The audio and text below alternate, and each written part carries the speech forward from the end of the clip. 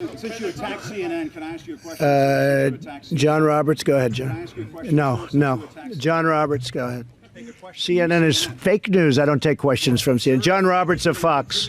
Let's go to a real network. You said last week on Seattle that if the mayor of Seattle, the governor of Washington, didn't take steps to end the occupation of the Capitol Hill neighborhood, you would step in and you would do something. 100%. They still haven't ended it. They're negotiating. Are you considering taking action? You know, they're negotiating garbage removal. These people have taken over a vast part, a major part, a very good part of Seattle. Seattle's big stuff. That's a major city.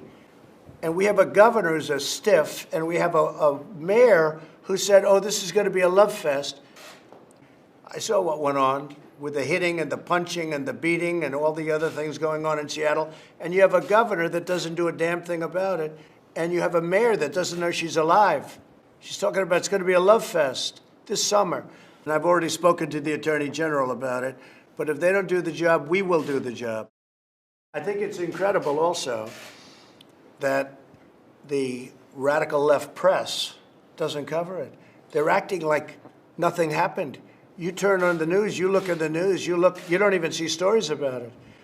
If the right ever took over a city, conservative Republicans took over a city, it would be the biggest story in history.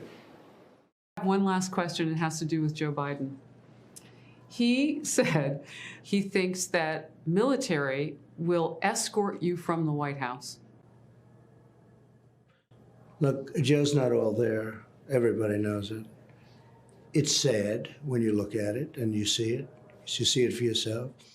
He's created his own sanctuary city in the basement of wherever he is.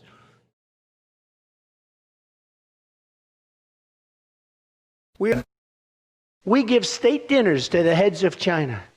I say, why are you doing state dinners for them? They're ripping us left and right. Just take them to McDonald's and go back to the negotiating table. Seriously. It's true.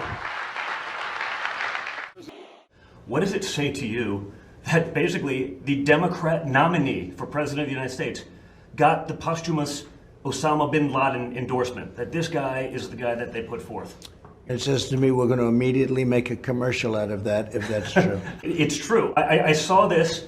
I was watching, I had Rob O'Neill on this very podcast because he's the guy. By the way, say no more. It's a great commercial. Your campaign had an ad showing migrants climbing over walls and so on. That's true. But they weren't actors. They're not going to be doing that. They weren't actors. They're hundreds of miles away, though. They're hundreds and hundreds of miles away. That's not an invasion. Honestly, I think you should let me run the country. You run CNN. All right. And if you did it well, your ratings would be much better. If I may ask one other question, Mr. President, if I may ask one other question, are you worried? That's enough. That's enough. Mr. President, that beautiful heritage of ours. We have a great heritage. We're a great country. You are so lucky I'm president. That's all I can tell you.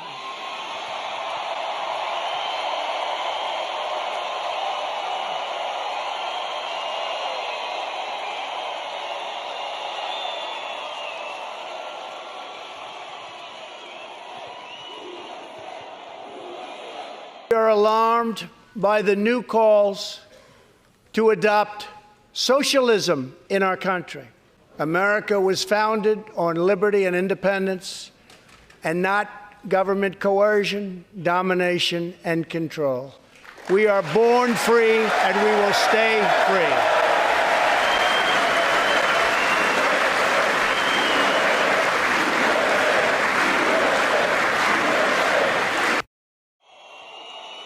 "5 months from now, we're going to defeat Sleepy Joe Biden." Boy, does he get a pass from these people, huh? You ever watch fake news CNN? You ever watch where they go?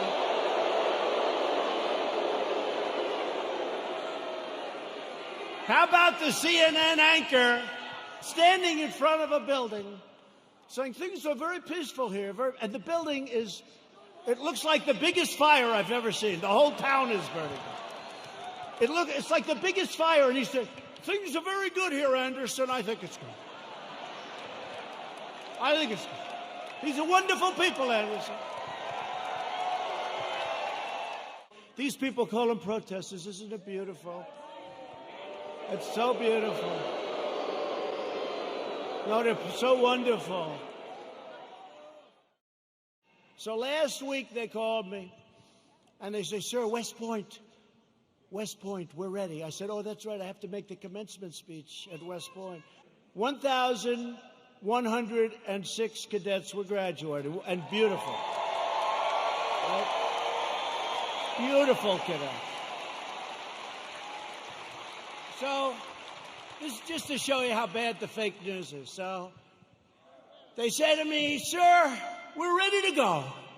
I say, let's go. This is after saying hello to a lot of cadets, inspecting little areas of a building that was very exciting. Actually, it's beautiful, very old. Okay? But they said to me before the speech, sir, would you like to salute each single cadet, or maybe they'll be in groups of two.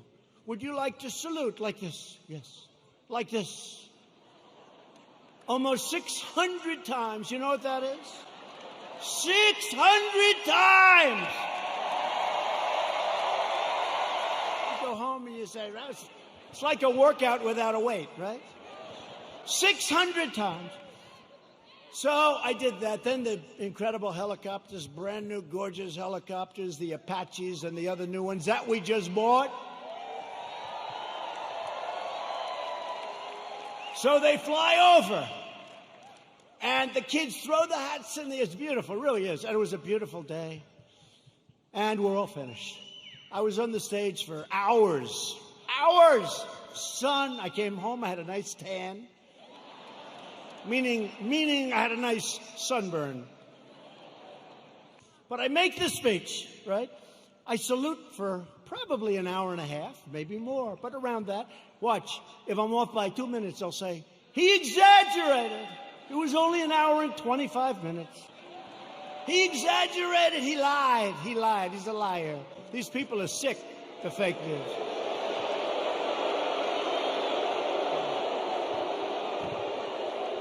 So then, I finished saluting, my final salute. I said, thank goodness. Thank you very much. Now, the general says, sir, are you ready? I said, I'm ready, General. Where are we going now? You have to understand, I left early in the morning to get there. Now it's sort of late in the afternoon. A lot of these fakers were with us. So they know. He said, sir, we can now leave the stage. I said, great, General, let's go. I'll follow you. And he goes like this, right here, sir. I say, General, now you got to understand, I have the whole Corps of Cadets looking at me. And I want them to love their president. I did this big thing. I love them. I love them. They're incredible. And they do. I said, General, I've got myself a problem, General. Because I'm wearing leather bottom shoes, which is good if you're walking on flat surfaces. It's not good for ramps. And if I fall down, look at all those press back there. Look at that.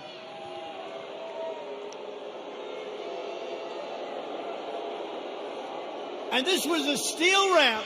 You all saw it, because everybody saw it. This was a steel ramp. It had no handrail. It was like an ice skating rink. And I said, General, I have a problem. And he didn't understand that at first. I said, there's no way. You understood? I just saluted almost 600 times. I just made a big speech. I sat for other speeches. I'm being baked. I'm being baked like a cake. I said, General, there's no way I can make it down that ramp without falling on my ass, General. I have no railing. Sure.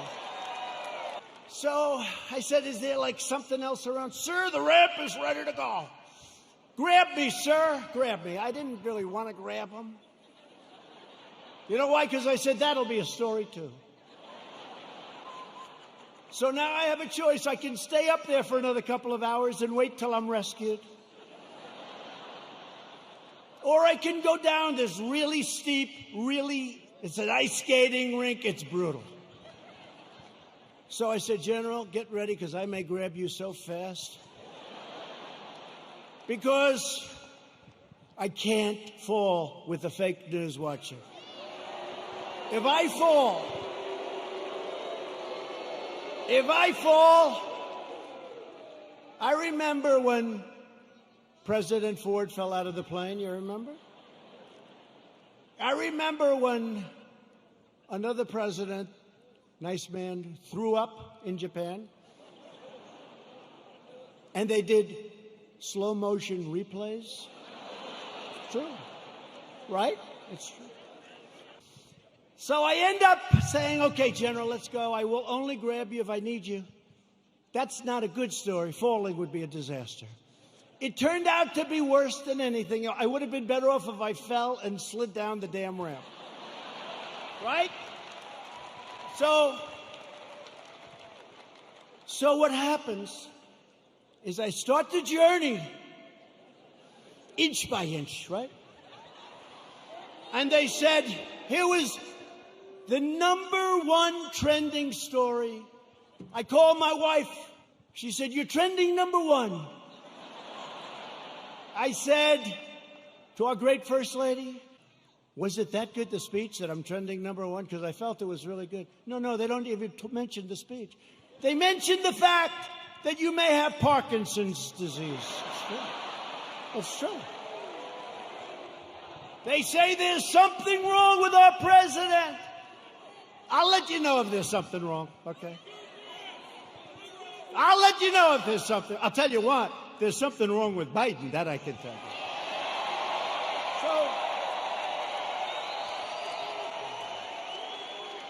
So then my wife said, well, it wasn't only the ramp. Did you have water? I said, what does it have to do with water? They said, you couldn't lift your hand up to your mouth with water. I said, I just saluted 600 times like this. So what's the problem? She said, well, I know what you did. You had on a very good red tie that's sort of expensive. It's silk because they look better. They have a better sheen to them. And I don't want to get water on the tie. And I don't want to drink much. So I lifted up the water. I see we have a little glass of water. Where the hell did this water come from? Right? Where did it come from? And I looked down on my tie, because I've done it. I've taken water, and it spills down into your tie. It doesn't look good for a long time. And frankly, the tie is never the same. So I put it up to my lip, and then I say, because I don't want it, just in case. And they gave me another disease. They gave me another disease.